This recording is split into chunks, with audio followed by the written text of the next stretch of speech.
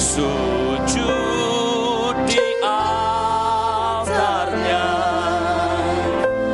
ku bawa hidupku, ku terima anugerahnya. Dia ampuniku dan bebaskanku. Dia ubah hidupku, barui hatiku.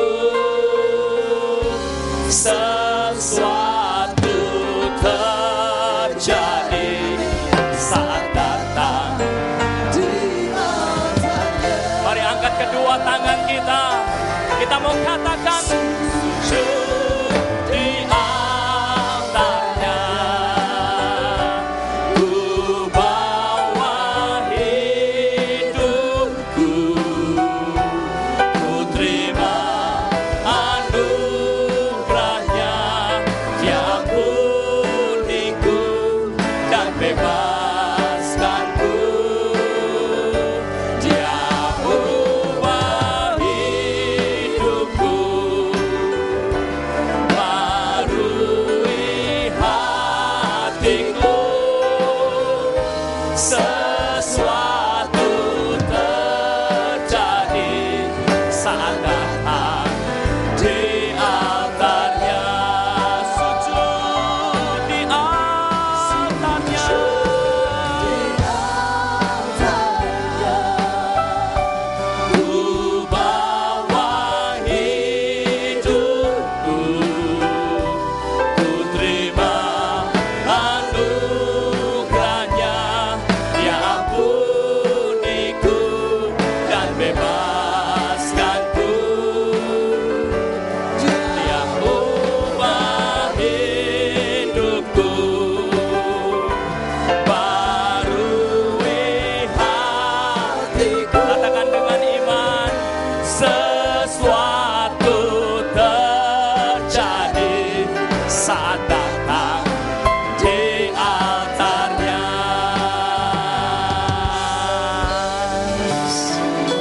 Saya percaya sepanjang tahun 2012 ini Tuhan telah menuntun setiap kita, sehingga diarahkannya setiap kita kepada satu kemenangan demi kemenangan yang lainnya.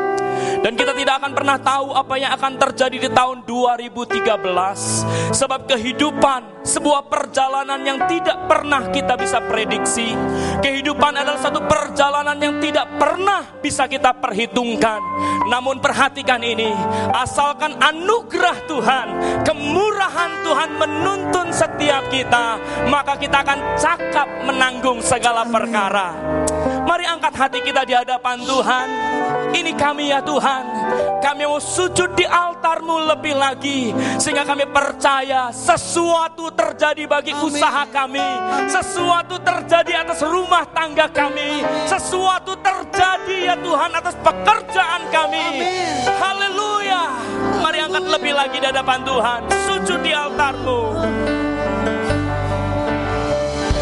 Sujud di altarnya, ku bawa hidupku, ku terima anugerahnya. Dia ampuniku dan bebaskanku. Dia ubah hidupku, barui setiap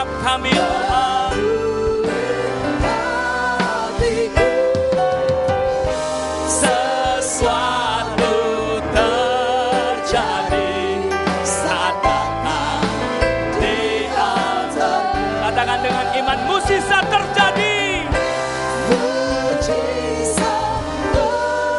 Kemurahan Tuhan terjadi.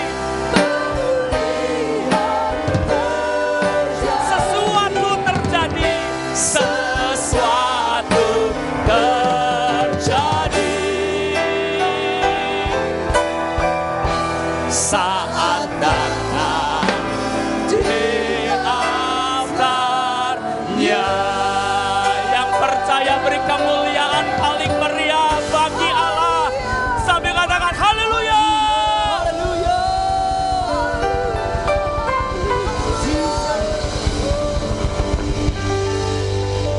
Berbicaralah Tuhan kepada setiap kami, sebab hati kami telah terbuka oleh kebenaran firman-Mu, dan kami siap untuk mendengar, bahkan melakukan segenap kebenaran firman Tuhan. Urapi setiap kami semua ya Tuhan, terlebih urapi hamba-Mu, karena hamba-Mu akui di hadapan hamba Tuhan dan seluruh umat Tuhan di tempat ini, bahwasanya segala persiapan, pengalaman, pengetahuan apapun yang hamba miliki, tidak ada nilainya tanpa pengurapan daripada Tuhan. Biar pengurapan itu mengalir kepada setiap kami semua, sehingga yang lemah akan dikuatkan, yang sakit disembuhkan, yang miskin diperkaya, yang berbeban berat dilepaskan di dalam nama Tuhan Yesus Kristus. Terima kasih ya Aba ya Bapa, kami siap untuk dibentuk, kami siap untuk diajar pada pagi hari ini. Terpujilah nama Tuhan yang siap diberkati bersama dengan saya. Sama-sama katakan amin. Dan kita beri kemuliaan paling meriah bagi Allah. Silakan duduk Bapak Ibu. Shalom. Sekali lagi shalom. Apa kabar? Luar biasa, dahsyat. Tidak terasa hari ini kita sudah ada di minggu terakhir di tahun 2012. Saya tahu ada banyak hal kita lalui bersama dengan Tuhan, ada banyak hal kita jumpai bersama dengan Tuhan. Namun satu hal yang pasti, kalau hari ini kita boleh ada, kalau hari ini kita masih boleh berdiri, semua anugerah daripada Tuhan. Amin. Dan pastikan di tahun 2013 anugerahnya semakin melimpah dalam kehidupan kita. Mari kita buka Alkitab kita dalam Matius pasal yang ke-14. Kitab Matius pasal yang ke-14, ayatnya yang ke-13 sampai ayatnya yang ke-21. Satu kisah yang sering kita dengar, di mana Yesus melipat gandakan 5 roti dan 2 ikan. Judul perikop berkata, Yesus memberi makan 5.000 orang. Setelah Yesus mendengar berita itu, menyingkirlah ia dari situ dan hendak mengasingkan diri dengan perahu ke tempat yang sunyi. Tetapi orang banyak mendengarnya dan mengikuti dia dengan mengambil jalan darat dari kota-kota mereka. Ketika Yesus mendarat, ia melihat orang banyak yang besar jumlahnya. Maka tergeraklah hati Yesus oleh belas kasihan kepada mereka, dan ia menyembuhkan mereka yang sakit. Ayat yang ke-15, menjelang malam murid-muridnya datang kepadanya dan berkata, tempat ini sunyi dan hari sudah mulai malam. Suruhlah orang banyak itu pergi supaya mereka dapat membeli makanan di desa-desa. Tetapi Yesus berkata kepada mereka, tidak perlu mereka pergi. Kamu harus memberi mereka makan. Jawab mereka, yang ada pada kami di sini hanya 5 roti dan 2 ikan. Yesus berkata, bawalah kemari kepadaku. Lalu disuruhnyalah orang banyak itu duduk di rumput. Dan setelah diambilnya 5 roti dan 2 ikan itu, Yesus menengadah ke langit dan mengucap berkat. Lalu memecah-mecahkan roti itu dan memberikannya kepada murid-muridnya. Lalu murid-muridnya membagi-bagikannya kepada orang banyak, dan mereka semuanya makan sampai kenyang. Kemudian orang mengumpulkan potongan-potongan roti yang sisa 12 bakul penuh. Yang ikut makan kira-kira 5.000 laki-laki, tidak termasuk perempuan dan anak-anak. Nah, Bapak Ibu yang terkasih dalam Tuhan, ternyata di ayat yang ke-14 kita jumpai, selain Yesus melipat gandakan 5 roti dan 2 ikan, di ayat yang ke-14, di mana orang banyak berkumpul, di mana orang banyak datang kepada Yesus dengan segala beban berat mereka, orang banyak datang berkumpul, datang kepada Yesus dengan segala sakit penyakit mereka. Di ayat yang ke-14 kita jumpai, maka Yesus menyembuhkan mereka semua yang sakit. Lihat kiri kanan, katakan semua. Jadi apapun pergumulan kita, apapun tantangan yang kita hadapi, apapun permasalahan yang kita jumpai, saya percaya Yesus sanggup menyembuhkannya. Dan lewat kisah ini kita akan belajar ada 4 hal yang Yesus berikan kepada kita, kunci untuk membuka pintu pelipat gandaan, kunci untuk membuka pintu mukjizat. Hal yang pertama, mari perhatikan di ayat yang ke-13 dikatakan, setelah Yesus mendengar berita itu. Berita apa yang Yesus dengar?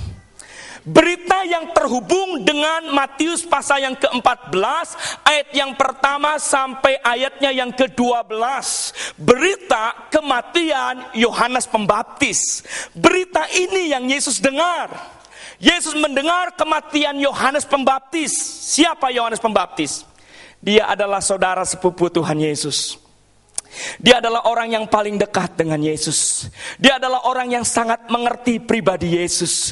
Dia yang sangat tahu visi, misi daripada Tuhan Yesus. Tiba-tiba dengan cara yang tragis, Yohanes Pembaptis dibunuh. Yohanes Pembaptis mati sebagai saudara, sebagai orang yang dekat dengan Yesus. Yesus dekat dengan Yohanes. Yesus terpukul waktu itu. Yesus ingin menyendiri. Di ayat yang ke-14 dikatakan, di ayat yang ke-13, dan hendak mengasingkan diri dengan perahu ke tempat yang sunyi. Sebagai 100% Tuhan, 100% manusia, wajar kalau Yesus mendengar kematian orang yang dikasihinya, kalau Yesus mendengar kematian orang yang dicintainya, Yesus ingin menyendiri. Namun pertanyaannya, apakah Yesus jadi menyendiri? Lanjut di ayat yang ke-14 dikatakan, ketika Yesus mendarat, ia melihat orang banyak yang besar jumlahnya itu mengambil jalan darat dari kota-kota mereka. Tepat setelah Yesus mendarat, orang banyak itu sudah berkumpul di tempat yang dipikir oleh Yesus itu tempat yang sunyi. Jadi poin pertama, perhatikan ini. Pelipat gandaan terjadi, mukjizat terjadi pada saat saudara dan saya siap mengesampingkan jadwal pribadi dan lebih mengutamakan jadwalnya Tuhan. Jadwal Yesus menyendiri, jadwal Yesus mengasingkan diri, tapi jadwal Bapa di surga buat ibadah di situ, buat KKR di situ, buat pemulihan di situ. Yesus taat. Yesus rela mengesampingkan jadwal pribadi dan lebih mengutamakan jadwal Bapa di surga, sehingga mukjizat pelipat gandaan itu terjadi. Saya percaya masing-masing kita punya jadwal. Terutama di tahun baru ini masing-masing kita punya jadwal.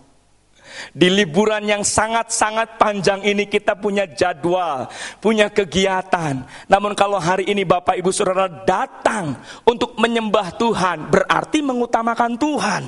Saya percaya 2013 kita akan dipenuhi dengan mukjizat, dipenuhi dengan pelipat gandaan. Kita punya jadwal masing-masing, saudaraku. Kita punya kegiatan masing-masing. Tetapi kalau kita siap mengesampingkan semua jadwal kita, kita siap mengesampingkan semua kegiatan kita, dan lebih mengutamakan Tuhan, maka kita akan melihat mukjizat atas rumah tangga kita. Dalam setiap berkat yang kita terima pun, saudaraku, di samping ada jadwal pribadi kita, bayar listrik, bayar telepon, bayar listrik, telepon, bayar anak sekolah, dan lain sebagainya. Itu jadwal kita. Tetapi bukankah ada jadwal Tuhan di setiap berkat yang Tuhan berikan kepada kita? Pada saat kita mau mengutamakan Tuhan, mendahulukan Tuhan, maka lihat, sepanjang bulan itu, sepanjang tahun itu, kita akan menerima pelipat gandaan daripada Tuhan. Jadi poin pertama cukup jelas bagi kita. Yesus bersedia mengesampingkan jadwal pribadi, menyendiri, jadwal pribadi mengasingkan diri, dan lebih mengutamakan jadwal Bapa di surga. Mari, di tahun 2013 kita mau lebih mengutamakan Tuhan. Amin, saudaraku. Lihat kiri kanan, utamakan Tuhan. Hal yang kedua, mari kita perhatikan di ayat yang ke-14. Ketika Yesus mendarat, ia melihat. Dalam bahasa aslinya bukan sekedar melihat secara pasif. Saudara melihat saya itu melihat secara pasif, karena saudara belum tentu tahu nama saya. Saudara melihat secara pasif karena saudara belum tentu tahu di mana rumah saya. Tetapi kata melihat saya pelajari dalam bahasa aslinya yaitu eido. Eido melihat secara aktif.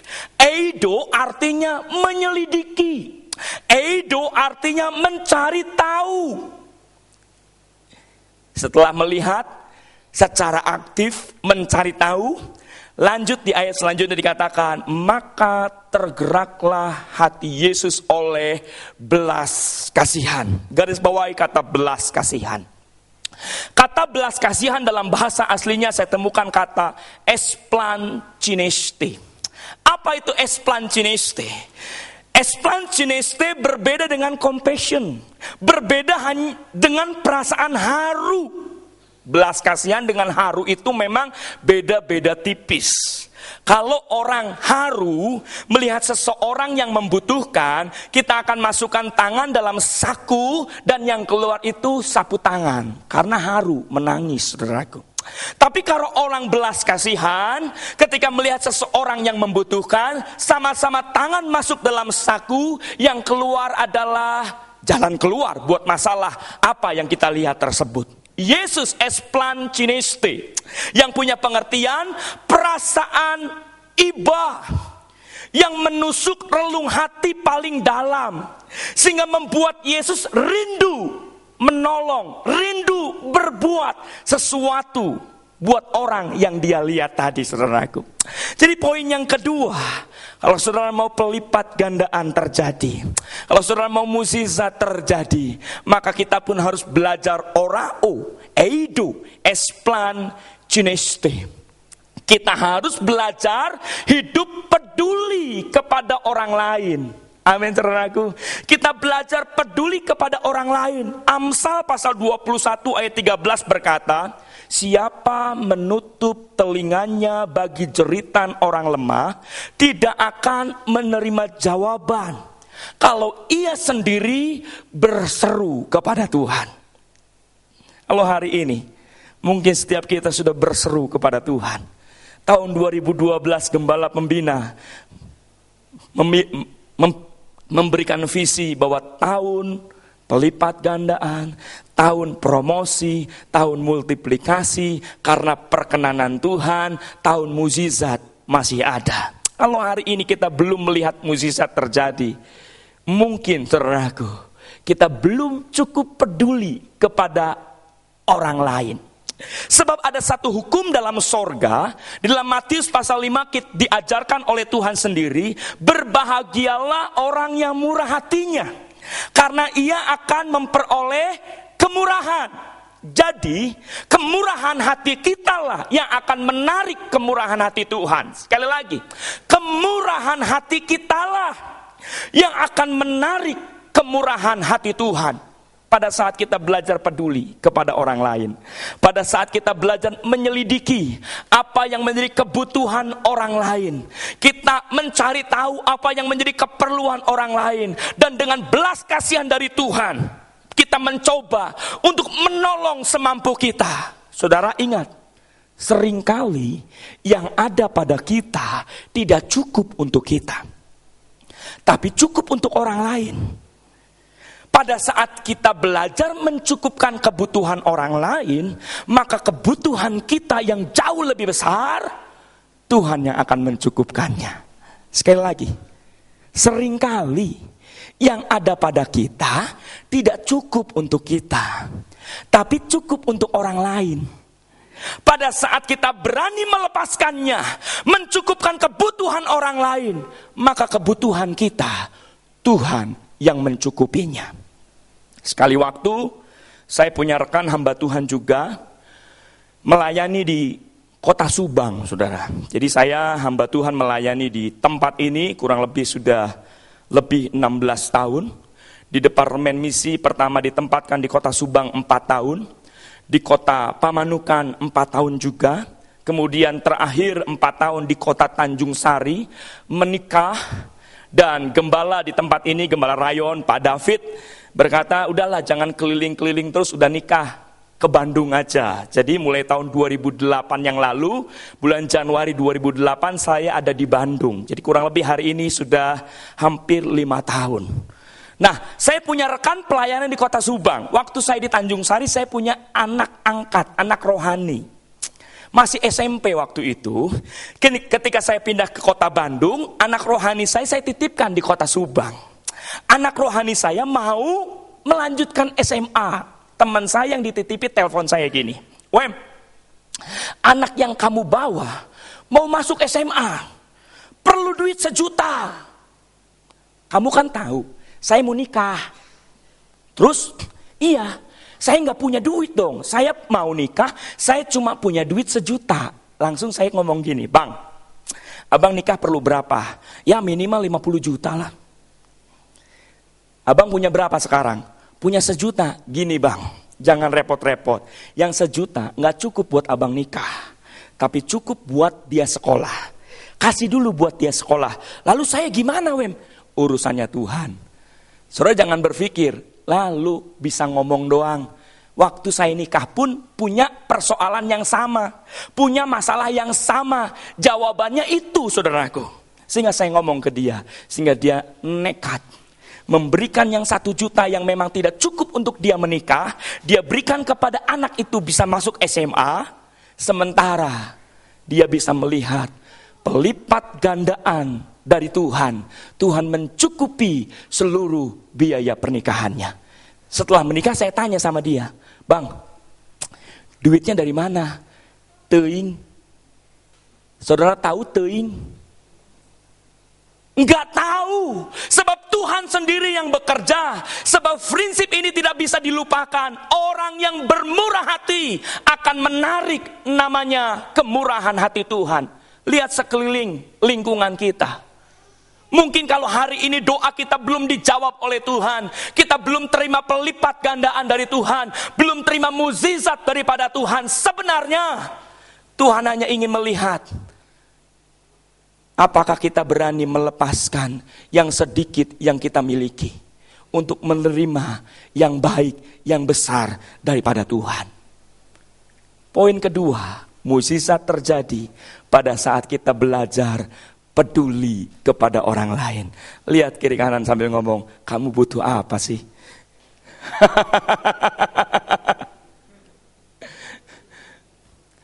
Mungkin jalan keluarnya dari saya. Saya berikan mukjizat bagi kamu supaya saya terima mukjizat yang lebih besar daripada Tuhan. Nomor 3, saudaraku.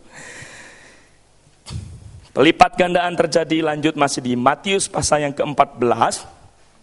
Menjelang malam, murid-muridnya datang kepadanya dan berkata, tempat ini sunyi dan hari sudah mulai malam. Suruhlah orang banyak itu pergi supaya mereka dapat membeli makanan di desa-desa. Tetapi Yesus berkata kepada mereka, tidak perlu mereka pergi. Kamu harus memberi mereka makan. Jawab mereka, yang ada pada kami hanya 5 roti dan 2 ikan. Yesus berkata, bawalah kemari kepadaku. Poin ketiga, pelipat gandaan terjadi, mukjizat terjadi dimulai dari yang kecil yang kita miliki. Jadi mukjizat tidak tergantung dari yang orang lain miliki, saudaraku. Mukjizat tidak tergantung dengan yang orang lain punyai. Sesungguhnya mukjizat itu, pelipat gandaan itu, jalan keluar itu dimulai dari hal yang kecil yang kita miliki. Namun seringkali yang kecil yang kita miliki itu tidak terlihat. Karena fokus kita adalah melihat kepunyaan orang lain. Pada saat kita memperhatikan apa yang dimiliki orang lain. Ingat, kepuasan hidup akan menurun, saudaraku. Dan kita tidak akan pernah menerima mukjizat. Kolose pasal 2 ayat yang ke-7 dikatakan, hendaklah kamu berakar di dalam Dia. Hendaklah kamu dibangun. Hendaklah kamu bertambah kokoh. Hendaklah hatimu melimpah dengan ucapan syukur. Ada 4 kata kerja di situ. Yang pertama berakar, yang kedua dibangun, yang ketiga bertambah kokoh, yang keempat itu hati dilimpahi ucapan syukur. Sesungguhnya dari 4 hal itu, saudaraku, Tuhan hanya menuntut kita untuk melakukan satu hal saja, yaitu berakar di dalam Dia. Jangan pernah tanya, kapan Tuhan membangun pelayanan saya? Kapan Tuhan mengokohkan usaha saya? Itu urusannya Tuhan. Apalagi lebih bodoh, memperhatikan bangunan orang lain. Kenapa ya usaha dia diberkati? Kenapa ya dia semakin dipakai oleh Tuhan? Pada saat kehidupan fokus kepada orang lain, maka yang kecil, yang berpotensi mukjizat dalam kehidupan kita itu akan mati. Jadi mukjizat, pelipat gandaan itu dimulai dari yang kecil. Mungkin yang kita miliki kecil, tapi kalau diserahkan kepada Tuhan, ingat, ketika Tuhan panggil Musa, Musa, apa yang ada padamu? Tuhan, saya tinggal punya apa-apa, punya tongkat ini, cuma punya satu-satunya lagi. Lalu Tuhan gak ngomong gini, coba dong kredit dulu Citibank, EasyPay 0%. Enggak, saudaraku. Tuhan ngomong, tongkat itu bisa menghasilkan mukjizat. Lemparkan tongkat itu, tongkat berubah menjadi ular. Tongkat bisa membelah lautan. Dengan tongkat batu karang bisa mengeluarkan air. Air yang pahit di Mara dan Elim, dilemparkan tongkat yang sama, air itu menjadi layak minum. Mukjizat terjadi dimulai dari yang kecil yang kita miliki. Satu waktu ada seorang pengemis yang mengemis di satu jalan menuju rumah sakit. Setiap pagi ada seorang dokter muda yang ganteng selalu turun dari mobil dan memberikan uang receh kepada pengemis itu. Pengemis itu selalu ngomong gini, enak ya jadi dokter, uangnya banyak. Besok dokter itu datang memberikan uang receh lagi kepada pengemis itu. Pengemis itu fokus kepada dokter yang memberi uang. Enak ya jadi dokter, gak pernah susah kayak saya. Turun dari mobil lagi, memberikan uang lagi kepada pengemis. Pengemis ngomong gini, enak ya jadi dokter naik turun mobil. Gak lama kemudian pengemis itu mati. Dokter itu melihat pengemis itu, membawanya ke rumah sakit dan menguburkannya. Tidak lupa mengemasi semua barang-barang yang dimiliki oleh pengemis. Saudara tahu, ternyata mangkok yang dipakai setiap hari untuk mengemis itu dari dinasti yang sangat lama, sangat kuno, sangat mahal. Kalau mangkok itu dijual, bisa beli mobil, bisa beli rumah, bisa buat usaha. Ternyata semuanya tidak terpakai sia-sia. Semuanya percuma karena fokusnya melihat orang lain. Padahal mukjizat itu dimulai dari yang kecil yang kita miliki. Kalau saudara main ke mall, ada food court di situ, saudara bisa temukan ada Esteller 77. Esteller juara Indonesia. Esteller itu kepunyaan dari Bapak Sukyanto Nugroho.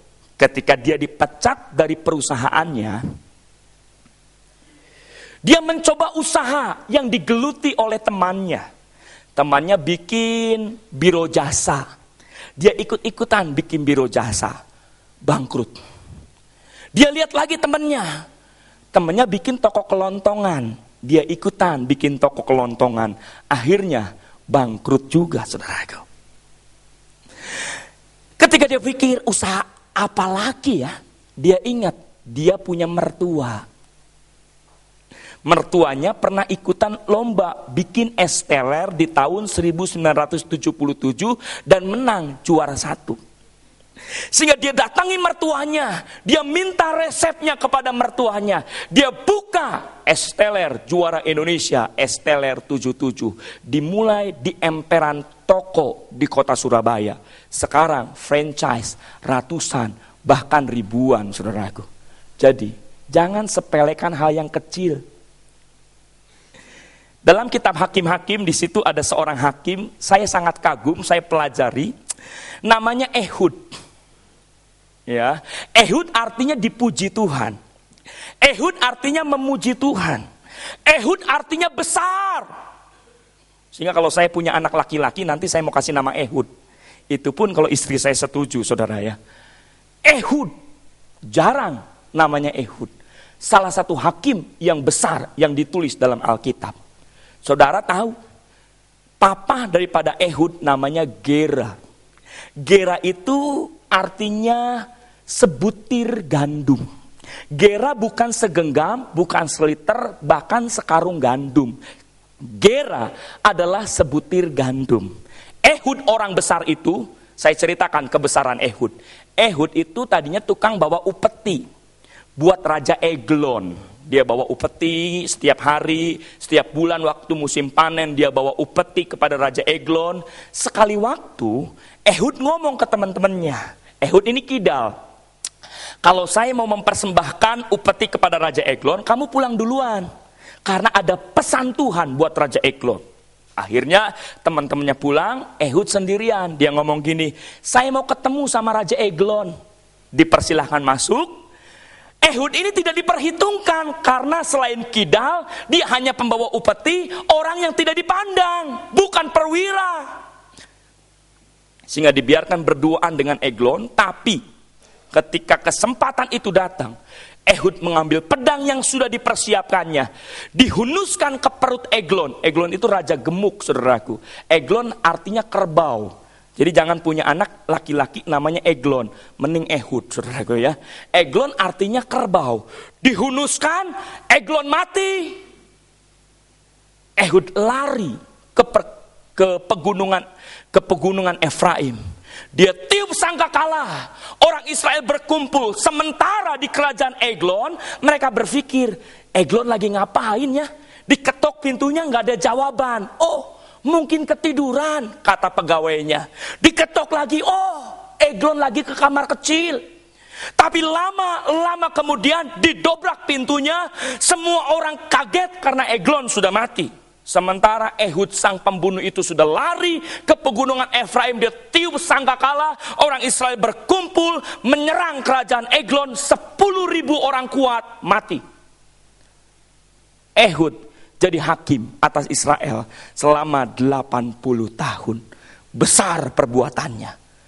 Tapi dia anak dari Gera. Anak dari sebutir gandum.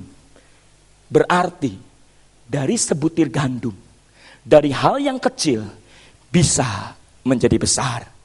Saudara jangan alergi dengan hal-hal kecil yang saudara miliki. Karena setiap kali ke SPBU pun kita buka tangki mobil, tangki motor kita, para pegawai di sana mengajarkan kepada kita hal kecil jadi besar. Dia ngomong gini, kita mulai dari nol ya Pak. Saudara mau ketika isi bensin, kita mulai 100.000, mau 100.000? Enggak mau. Biasakan kita melihat hal kecil yang kita miliki. Karena hal kecil itu berpotensi untuk pelipat gandaan. Hal kecil itu berpotensi untuk mukjizat. Mukjizat dimulai dari hal kecil yang kita miliki. Yang terakhir, yang keempat. Menarik saudaraku. Ayat selanjutnya, lalu disuruhnyalah orang banyak itu duduk di rumput. Dan setelah diambilnya 5 roti dan 2 ikan itu, Yesus menengadah ke langit dan mengucap berkat Kalau poin pertama, mukjizat terjadi pada saat kita mengesampingkan jadwal kita, mengutamakan jadwalnya Tuhan. Yang kedua, mukjizat terjadi pada saat kita belajar peduli kepada orang lain. Yang ketiga, mukjizat pelipat gandaan terjadi dimulai dari hal yang kecil yang kita miliki. Yang keempat, ternyata mukjizat itu tidak jauh, karena mukjizat dimulai dari perkataan kita. Amsal 18:21 berkata, hidup dan mati dikuasai oleh lidah, siapa suka menggemakannya akan memakan buahnya. Jadi perhatikan apa yang kita katakan, perhatikan apa yang kita ucapkan, karena perkataan kita akan meruntuhkan atau membangun. Perkataan kita akan membuat masa depan kita lebih baik atau lebih suram. 1 Petrus 3 ayat yang ke-10 berkata, barang siapa mencintai hidup dan merindukan hari depan yang luar biasa, perhatikan apa yang kita katakan. Lihat kiri kanan, perkataan saya ternyata yang membuat mukjizat. Perkataan saya yang membuat pelipat gandaan. Jadi jangan memperkatakan hal-hal yang argos. Argos itu hal-hal yang sia-sia. Saudara, kalau kita main ke Desa Code, Bantul, Yogyakarta. Di sana ada pedagang mie, bakmi ayam yang paling enak sedunia. Bakmi Mbah Mo, Desa Code, Bantul, Yogyakarta. Saya punya gambarnya, bakmi Mbah Mo, saudaraku. Kalau saudara main ke Desa Code, dikatakan mohon maaf, kami tidak buka cabang di Jakarta dan kota-kota lainnya. Tanda tangan Mbah Mo. Ini bakmi rame, bakminya ngantri, saudaraku. Lebih rame daripada kita makan bakmi di Linggarjati. Malam saya makan bakmi di sana, rame, tapi saya lihat di gambar-gambarnya tidak serame bakmi ayam Mbah Mo. Mbah Mo pernah diwawancara oleh seorang penulis buku sukses karena kepepet. Jadi orang dipepet bisa sukses. Ditanyalah Mbah Mo, sukses, dagangannya laris manis Tanjung Kibul, dagangan laris duit kumpul. Rahasianya apa Mbah Mo? Sehingga dagangannya laris, dagangannya diminati oleh banyak orang, rahasianya apa? Mbah Mo mikir, iya ya, dagangan saya laris. Rahasianya apa ya? Perasaan mie saya sama dengan mie yang lainnya. Bumbunya pun sama yang lainnya. Tapi apa ya? Lama Mbah Mo berpikir, ternyata Mbah Mo diingatkan satu kisah. Iya, waktu dulu saya ngerintis jualan mie ayam. Kalau orang ngerintis kan biasa ditanya, gimana dagangannya? Ya, sepi, namanya lagi ngerintis. Tapi beda dengan Mbah Mo, saudaraku. Ketika dia merintis usahanya, setiap pagi dia pergi ke pasar di daerah Bantul, Yogyakarta dan sekitarnya untuk membeli bahan-bahan makanan untuk dijual. Mbah Mo akan ngomong ke teman-teman sesama satu angkutan kota. Dia ngomong gini, kalau kamu ke Desa Code, kalau kamu ke Bantul, kalau kamu ke Desa Code, Bantul, Yogyakarta, kamu mampir ke bakmi ayam Mbah Mo, bakmi ayam paling enak sedunia. Yang ngomong siapa? Mbah Mo-nya sendiri, saudara. Ketika dia beli telur, beli mentega, beli terigu, beli semua barang-barangnya, dia akan ngomong. Kalau kamu nanti main ke Desa Code, ke Bantul, Yogyakarta, kamu harus mampir makan bakmi ayam Mbah Mo, bakmi ayam paling enak sedunia. Yang ngomong siapa? Mbah Mo-nya sendiri. Mbah Mo punya 10 keponakan, masing-masing diberikan uang receh, telepon ke stasiun radio yang ada di Desa Code, Bantul, Yogyakarta. Shalom, bukan shalom ya, selamat siang. Saya mau pesan lagu, apa lagunya? Titip salam buat banyak orang yang lagi makan di warung bakmi Mbah Mo, warung bakmi paling enak sedunia. Yang ngomong siapa? Ponakannya sendiri.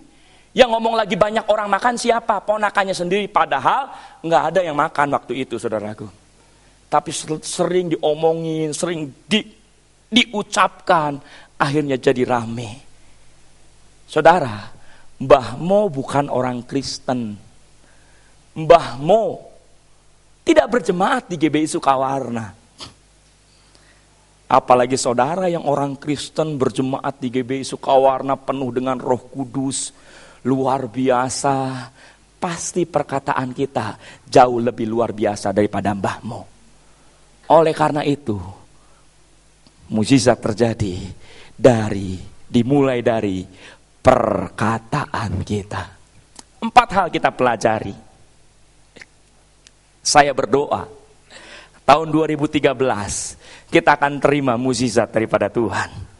Kita terima pelipat gandaan daripada Tuhan. Perhatikan 4 hal ini. Kita harus utamakan Tuhan. Kita harus belajar peduli kepada orang lain. Kita mulai dari hal kecil yang kita miliki. Dan yang keempat, dimulai dari perkataan kita. Mari kita tundukkan kepala kita. Kita mau hampiri Tuhan.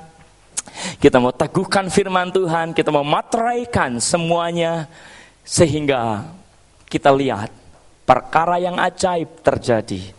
Perkara yang besar terjadi dalam kehidupan kita. Bawa lagu ini sebagai doa kita di hadapan Tuhan. Bila hati terasa berat, tak seorang pun mengerti bebanku, ku tanya Yesus, apa yang harus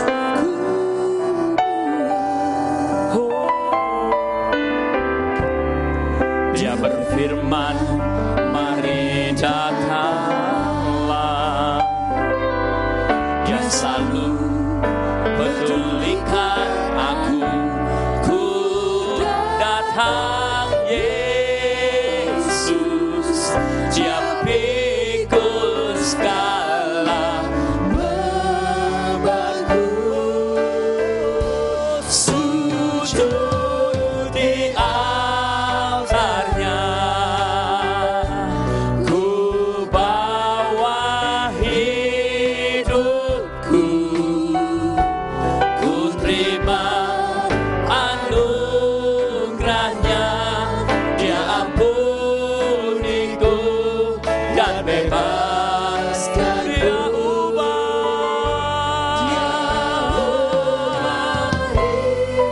baharui hatiku Tuhan.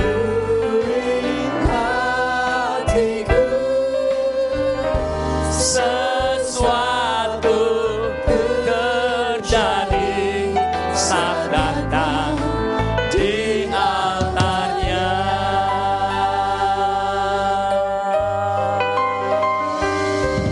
Bila hati terasa berat, tak seorang pun mengerti bebanku, ku tanya Yesus, apa yang harus ku buat. Dia berfirman, mari datanglah.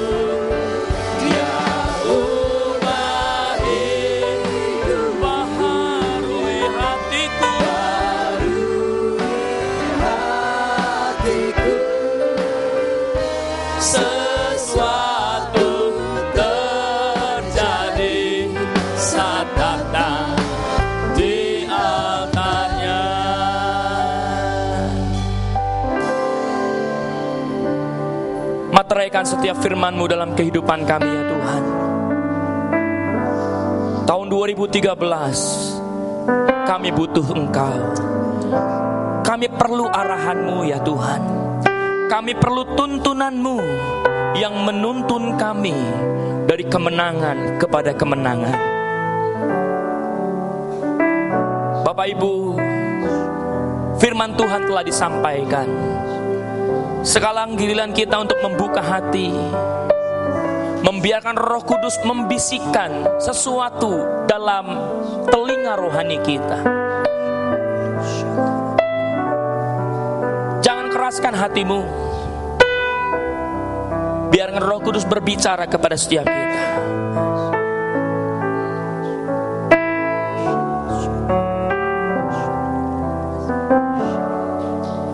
Mukjizat, pelipat gandaan, pemulihan, promosi Tuhan janjikan kepada setiap kita. Tahun 2013 pun Tuhan berfirman, pemulihan yang sempurna kepada setiap kita semua.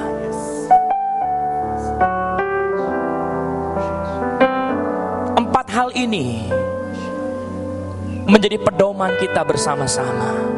Empat hal ini menjadi komitmen kita bersama-sama. Kita mau berkomitmen untuk lebih lagi mengutamakan Tuhan di samping jadwal pribadi kita. Kita berkomitmen untuk belajar peduli lagi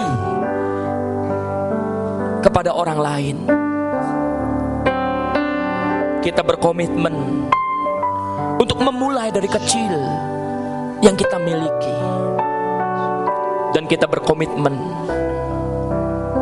untuk memperkatakan hal yang baik dalam setiap kehidupan kita.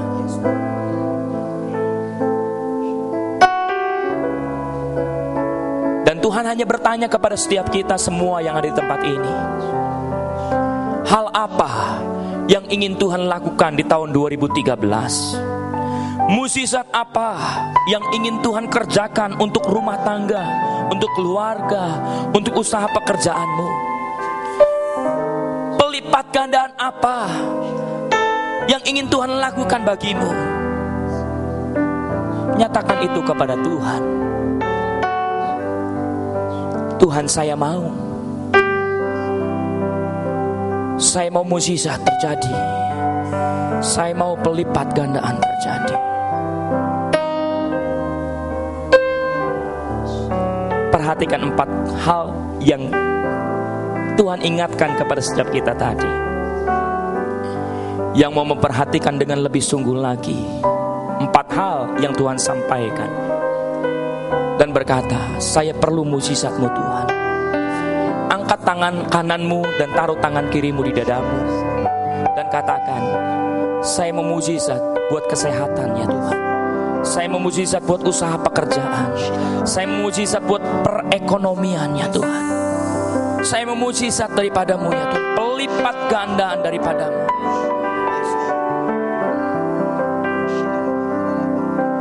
Kami perlu Engkau ya Tuhan.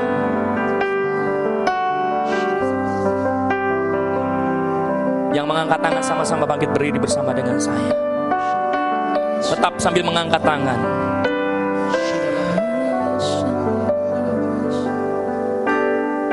Tuhan Yesus, hamba-Mu berdoa bagi setiap orang yang mengangkat tangan di tempat ini.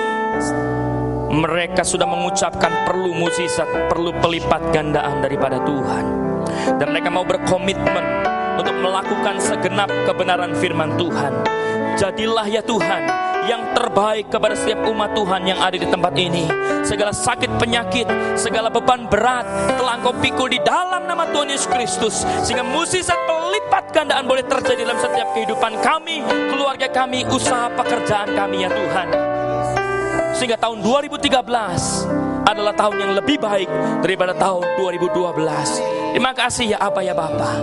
Materaikan firman-Mu, materaikan isi hati-Mu kepada setiap kami. Kami melakukan kebenaran firman Tuhan. Mari angkat hati lebih lagi, sujud di altar-Mu.